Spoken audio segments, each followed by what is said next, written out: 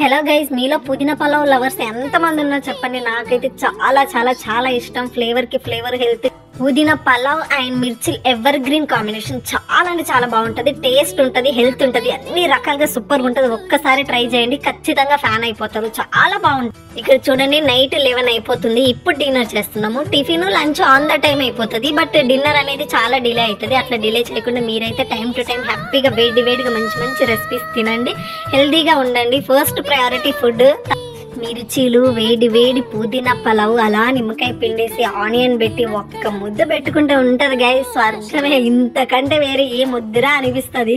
నాకు ఎన్నో ప్రాబ్లమ్స్ ఉంటాయి, నేను అవన్నీ ఫుడ్ పైన క్లియర్ చేసుకుంటా.